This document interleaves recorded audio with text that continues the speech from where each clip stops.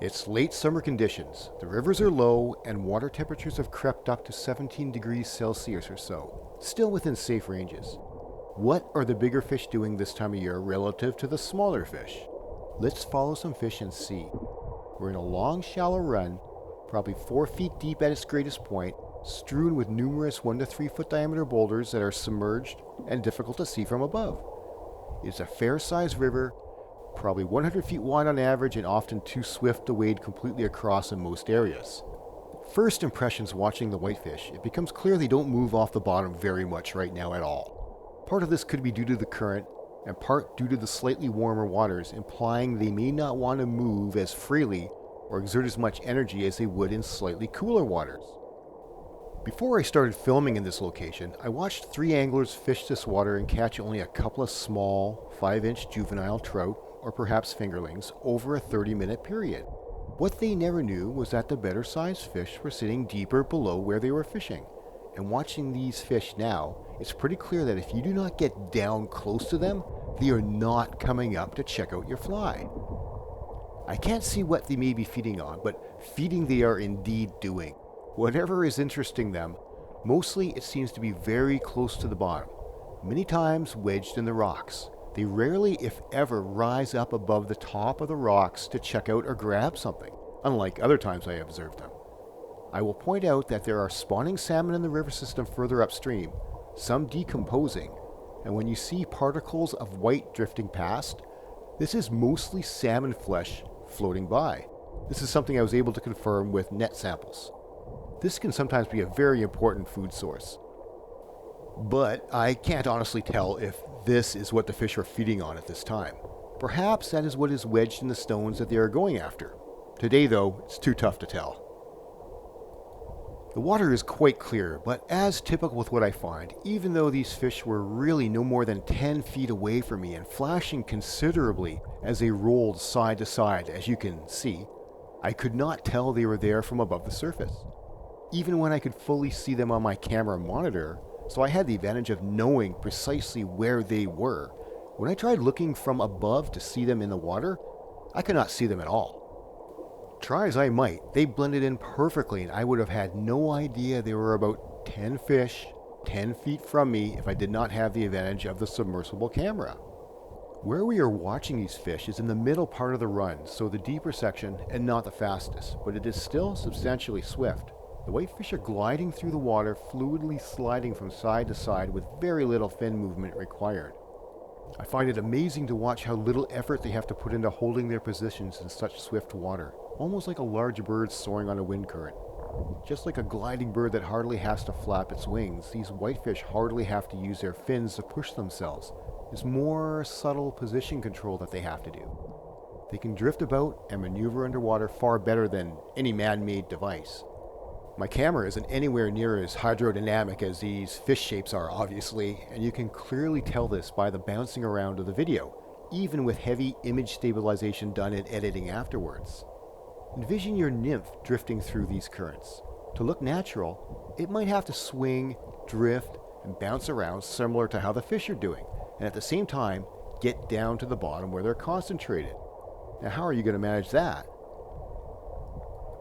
Well, we'll talk about that in a few moments, but for now, let's get back to the gracefulness of the fish. Even though these fish are extremely agile and can sway like a feather in the wind, holding a position and maneuvering in these mixed currents is sometimes still very challenging, and accidents can occur. Watch out!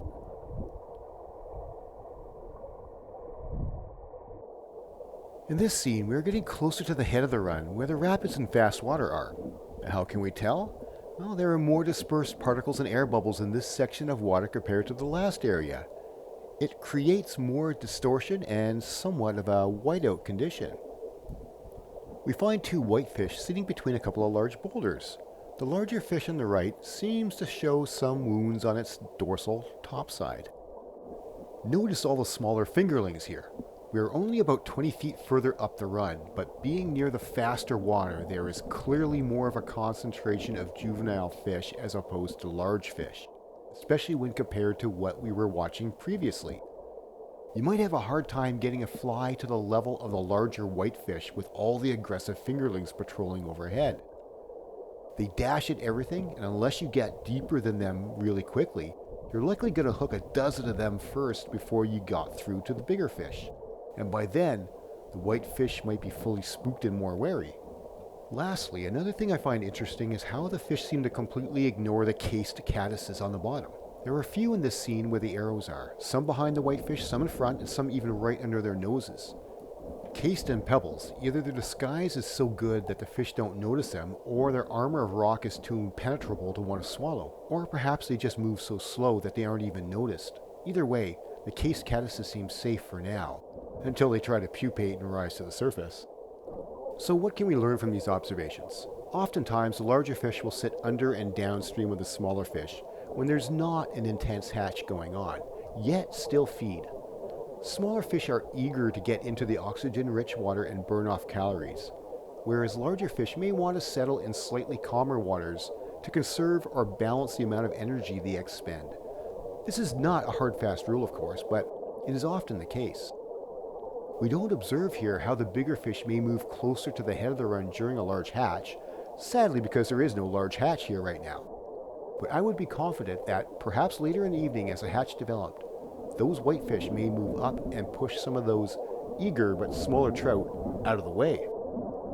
So what do you do when you fish a run with no active hatch and want to look for the bigger or better fish in the run? You might want to fish both the head and middle of the run to see what you find. If there is an abundance of smaller fish in the system, they may be stacked at the head of the run with the larger fish behind them. But there may also be good fish near the head with the small fish, patiently conserving energy till the hatch grows strong enough to make the expenditure of energy worth it.